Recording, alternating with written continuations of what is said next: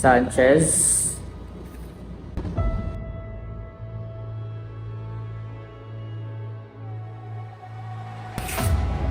So, bakit karapat-dapat ka sa posisyon na to? Karapat-dapat po ako dahil 10 taon na ako naglilingkod sa institusyon. Maraming proyekto na ako nahawakan na naging matagumpay. Well, okay. Can go now. Okay, next. Mr. Reyes, pasok na.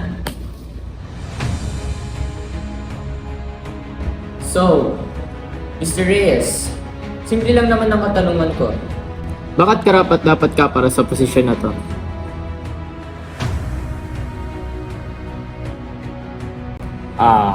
Karapat-dapat po kasi ako. Kasi po,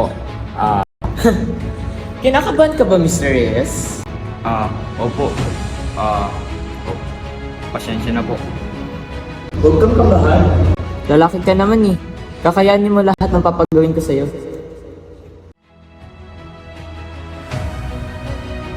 Sa kabila ng pagunlad ng lipunan, marami pa ring babae at batang babae na hindi nabibigyan ng pantay na oportunidad.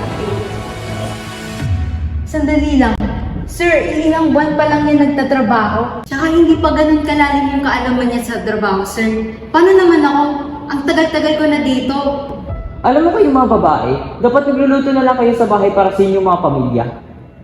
Pero sir, Meeting dismissed.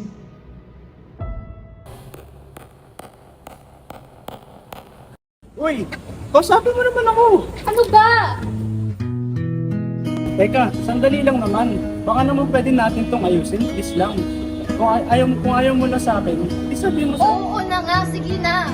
Pagod na ako sa'yo, please lang. Huwag mo na akong kausapin. Kaya please lang. Simula ngayon, huwag mo na akong lalapitan pa. Sandali lang, sandali lang. Huwag kang tumingin ng ganyan sa akin. Huwag mo akong kulitin. Huwag mo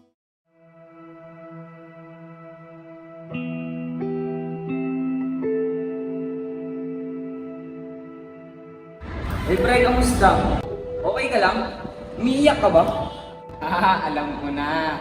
Nag-break kayo ni Abigail, no? Hey, pre, umiiyak ko. Sa lalaki mong tao, umiiyak ka. Ang hina mo naman. Wala to. Mahihina to.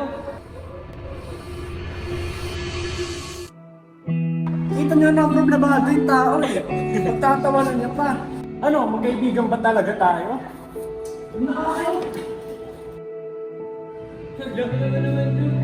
Bakit ba lagi nilang sinasabing mahina kapag umiiyak ang lalaki?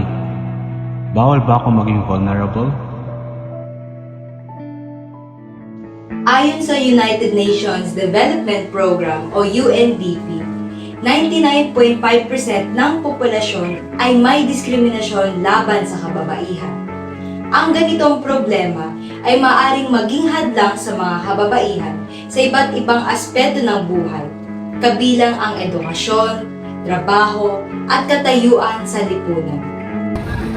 According to Supporting Teenage Mental Health, 37% of boys and young men are experiencing mental health difficulties, but half are unable to willing to ask for help. 47% wouldn't ask for help for a problem that was making them depressed.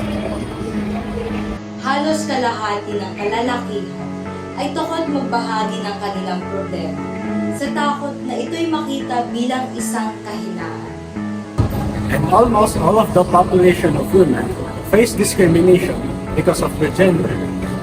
Dahil dito, isinulong ang Sustainable Development Goal 5 o SDG 5. Ang layunin nito ay makamit ang pagkakapantay-pantay ng kasarian. At bigyan ng kapangyarihan ang lahat ng kababaihan at kalalakihan